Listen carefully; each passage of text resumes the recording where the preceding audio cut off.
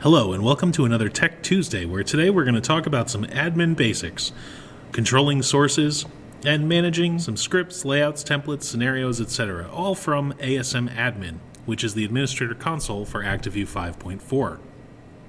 To start with, we'll go through sources. I will show you what each source does and how you set them up. So first, we'll start with application sources. In case you're not familiar, application sources are sources that actually run local applications on a display server. So for instance, if you were to have a SCADA system or another actual Windows program that you were going to run on the server that's powering the walls, that would be an application source. So let me show you how you set those up. I'll just pick one that's in here. I'll use Google Earth because it's simple. Just as a side note, application sources are probably the hardest sources that we will encounter today, just because they take some setup and tweaking to really get working right. What I'll do is I'll show you the basics. If you encounter an issue when you're trying to set these up, please feel free to call support and they will help you walk through these. So anyway, if you open up a new application source, you will be confronted with this menu. You'll have to input a name. The path is going to be the literal path to the application file on that particular display server. So for instance, in this case, it's program files, Google Earth, etc., down to the exe file. In addition, you can add parameters. So for some applications, you'll end up adding parameters like you would for a desktop shortcut, say a website or a URL, maybe login credentials, etc. The description is just a description for the source. The resolution is the resolution that's going to be displayed as the source when you first put it onto the wall. So for instance, this is 1920 by 1080. That means that when I first put this source on the wall, it is going to make that source that size. Next up is start delay. What this essentially means is that when you launch this source, what it's going to do is ActiveView is going to launch the source, and then it's going to wait this long before it tries to grab the actual source process to control it.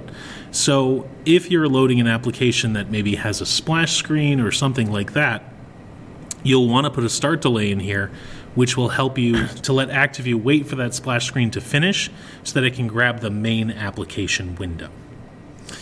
For a process list, this is usually the name of the exe file, but this is the name of the process that you'd see in Task Manager when this application is running. The force program termination, what that's going to do is when you close this source, it's going to force close the source. For the most part, you probably do not need to use this option. Maximize is going to maximize the source, as you would expect. Related source links at the bottom, this will appear for some other sources as well. In Access Point, if you right-click on a source, you will see that there is a custom action button. That custom action button will run a script. That script is here. So, for instance, this isn't relevant to an application source, in my example anyway, but for instance, if you had a camera and you had PTZ control on that camera through ActiveView, which is something that ActiveView provides, this script would be attached to that camera. And then if you had that camera open, right-clicked on it, hit Custom Action, it would open the PTZ control. So that's what these scripts are for, those types of things. Audio source, same thing. If it was available, that would allow you to attach an audio source to a specific visual source, if you will. On this second tab, there is a Run As. So if you need to run this as a specific, say, domain user or a local administrator or something on that display server, you would do that here. So those are application sources. Like I said, those are probably the most complicated sources that you'll run into, but that's how they work. Next up is streaming media. So this is any of your IP sources. So this may be your IP cameras, this may be TV tuners, or anything else that is encoded into an IP stream. Let me show you how these are set up. So for instance, this one is an IP camera, right? You're giving it a name, a description, as you would expect. The next up is the URL. This URL is going to be the specific URL to that camera. If you're using a VMS, you might have a specific URL you need to use through that VMS. If you're not, this URL is usually provided by the camera itself or from the device that is encoding the stream. Display resolution. This is, again, the resolution that the source will display as when you first put it on the wall. Stream capture. You have three sources here, or three options here. You have decoder server, DataPath SQX decoder, and Matrox IPX decoder. For the most part, work with your administrator or check with your ActiveView support to know which one you need to use. This is going to depend on your server configuration. For decoder capture, this menu here, in most cases, you will not change this box up here. Encoder resolution, this is CIF, 2CIF, half D, or 4CIF. For the most part, the general guideline is that if it's a regular resolution camera, aka standard resolution, it's going to be CIF or 2CIF. If it is an HD camera, then you're going to pick 4CIF. For viewer type, you'll see a long list of options. Feel free to pick the brand that corresponds with the camera if you have it. Otherwise, ActiveView or VLC will play most camera types. Under capture options, this will allow you to fine-tune the parameters of how the video is being displayed from that IP stream. Feel free to play around with that. If you have ONVIF connection specifications that you have to put in for an ONVIF camera, you can put them in the ONVIF tab. Under source options, you will actually get this tab in most sources. This allows you to set a label, set borders, set border colors, etc. So if you need to do that for any source, you can do that in the source options tab. Next up is graphics. These are still pictures. These are probably the easiest sources to be able to put into the ActiveView system. You can do it one of two ways. You can either drag and drop, or you can specify the source manually. So for instance, if I were to have open a folder with a picture, see my sample image here, I can take that sample image, drag it into the sources, and it will ask me if I want to add a graphic source. So I give it a name, I give it a description, the file path is already specified, the resolution will also be already specified based on the image, and then there are some other options here that I can check if I want to. The maintain aspect ratio, what that's going to do is just not let you constrain the image and distort it.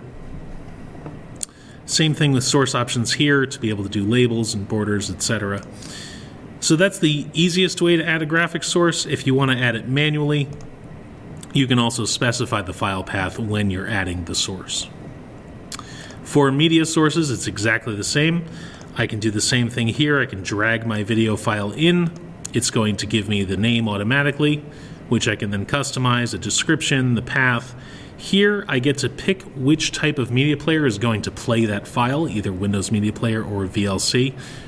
One note, for the most part, Windows Media Player does perform better on a display wall than VLC Media Player. So if your video is supported by Windows Media Player, I would recommend keeping it on that option. Down here is where you can specify the resolution. So you can specify the original resolution here, and then that same display resolution, and those same other options down here too. Same for source options. Mobile camera. So if you have mobility installed in your system, this is how you would specify a mobile user to be able to log in and be able to use their mobile phone as a source and to connect to the ActiveView system. For instance, if I open mine up, you'll see that I have the name, the description, the display resolution. For stream type, it's usually always going to be RTSP, viewer, Windows Media Player or VLC, and then you're going to pick the username of the owner of that mobile device. That is what is going to give them the permission to be able to log in from their device. Under advanced, you don't need these except for troubleshooting, so don't worry about it. For network sources, these are any computers that are going to be sources in your ActiveView system.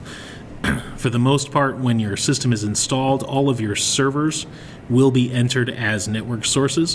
One of the things that becomes very helpful is to have your operator workstations also as sources so that you can bring those screens up onto different display walls.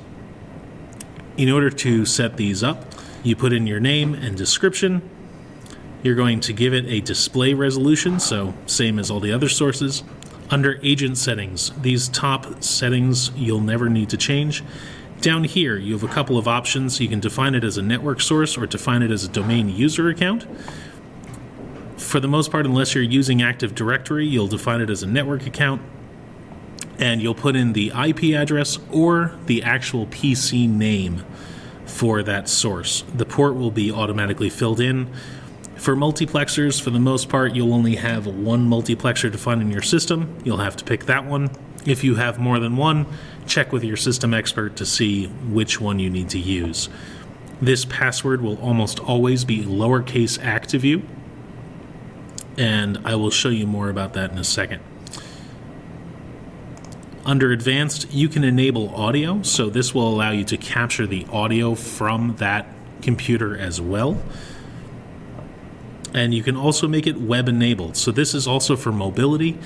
If you have mobility and you want to make this network source available via the mobility website, this is where you would check that box to enable it.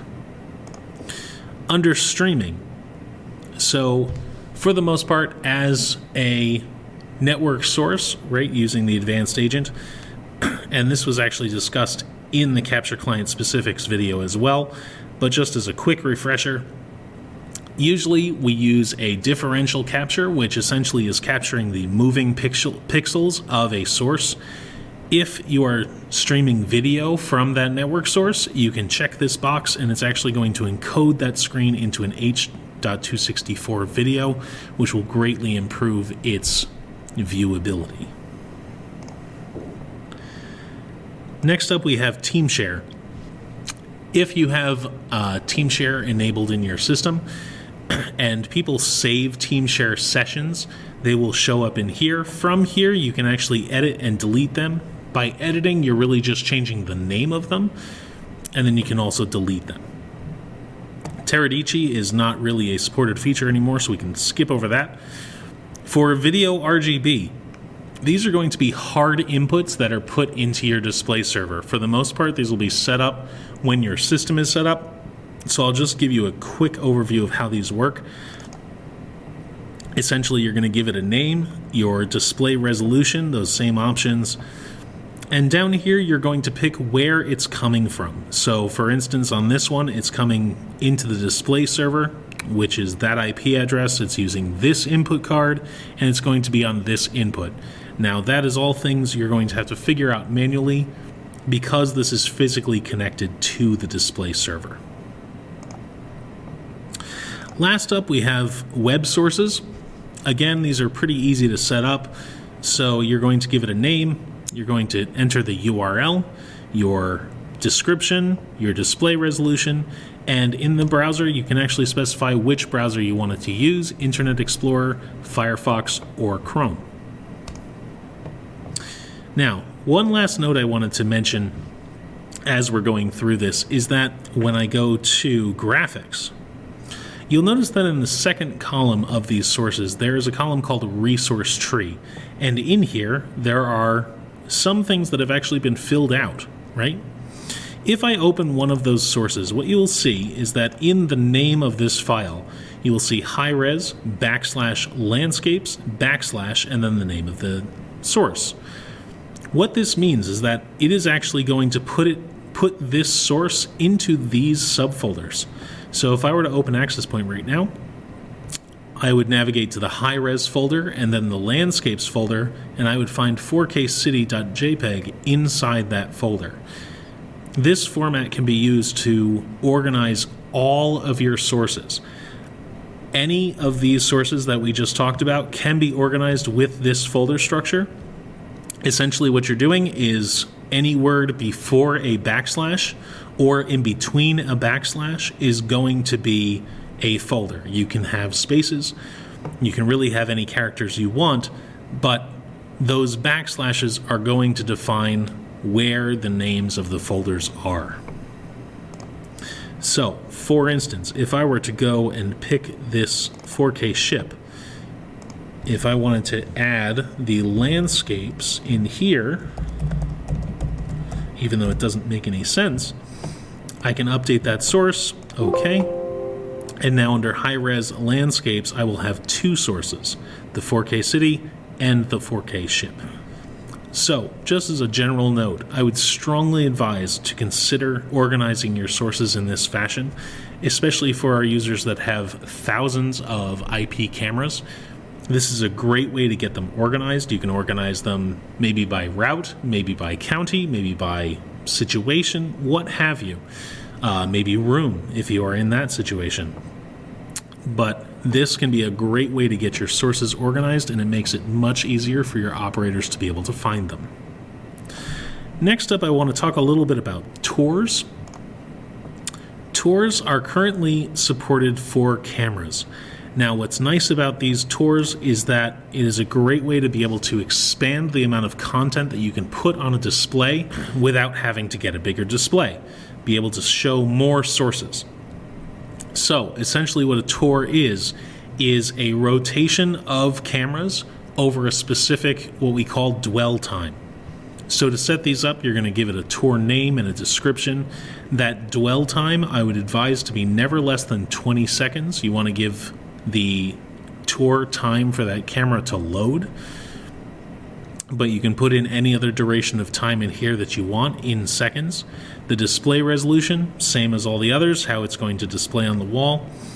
And then touring mode. What you'll notice is that any of these tours, what it's going to do is based on which one you pick, it'll show the relevant sources for that touring mode down here. Now what happens down here is essentially what you're going to do, and you can use shift click or control click to pick whatever sources you need to, or all of them, which I wouldn't necessarily recommend, but you can then add them to the right-hand column. From there, you can take those sources, rearrange them as you need them, move them up and down, until you have them in the order that you need them. And that's essentially it. You've created a tour. It's a super useful tool. One note that I would say is that a thing to remember is that tours cannot be stopped or paused. So if you do use tours on your display wall, just remember that if you notice an incident happening on a camera that's on the tour, you will not be able to pause that tour to view that camera. You would actually have to bring up that camera separately as a separate source to actually see the incident that's going on. Next up, I just want to talk quickly about scripts, layouts, templates, and scenarios. So in here, this is really for managing these things. You can't really edit them from here aside from some of their names. So for instance, for scripts, the only thing I can do with a script in ASM Admin is delete it. If you have a really burgeoning script library and you need to trim it down some, this is an easy way to do it. For layouts, you can actually rename layouts in ASM Admin. So for instance, this 18 December 09, if I wanted to call it Corey 18 December 09, I can do that. So I can rename these layouts or delete them. Same for templates. I can rename the template or I can delete it. For scenarios, the only thing you can do in here with scenarios is to delete them. That pretty much covers all that I wanted to talk about today. I hope that was some useful information about source management and asset management in ASM Admin. It's a good way to dip your toes into using ASM Admin to be able to control what kind of content you're getting on your wall. And I hope you'll join us next month. Thank you for watching.